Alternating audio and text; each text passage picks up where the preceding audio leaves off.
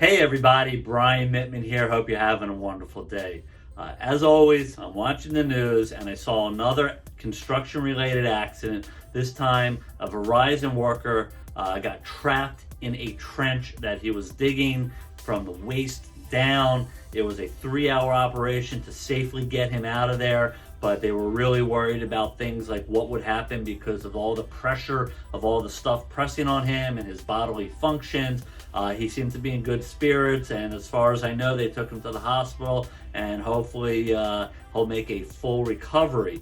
But it got me thinking about this whole idea about trenches, right? Trenches are everywhere. Sometimes you're in your own backyard digging something, but a lot of times you're seeing it on the street when they're doing different work on gas mains or water mains or just fixing something. The cable companies, Verizon, they're all out there digging trenches, moving things, doing stuff, construction sites. What are the rules about it? You would think, people have been digging trenches since we've had shovels, thousands of years. So it's very important to understand what the safety precautions should be, what's required, and what can happen. The good news is this. There are a lot of safety regulations that exist, both at the federal level through the Occupational Safety Health Administration, OSHA, and here in New York specifically through the construction law and various chapters of the construction code that are designed to protect and to help workers avoid injuries.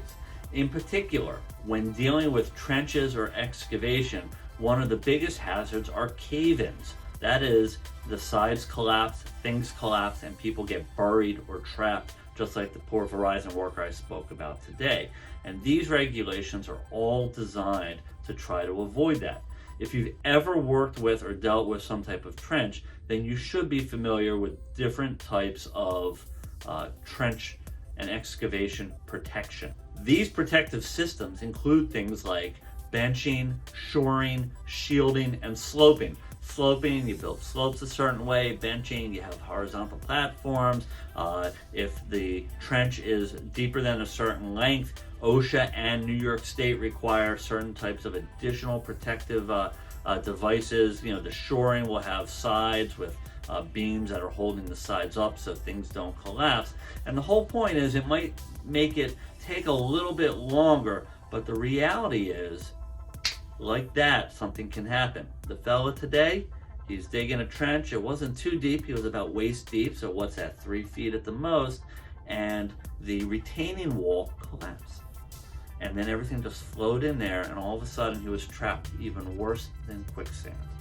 Anybody that goes to work during the day, especially construction workers, have a right to a safe work environment, as safe as the particular business you're in will allow for, but a safe work environment so that you can go in there, you can do your job, you can do your job well.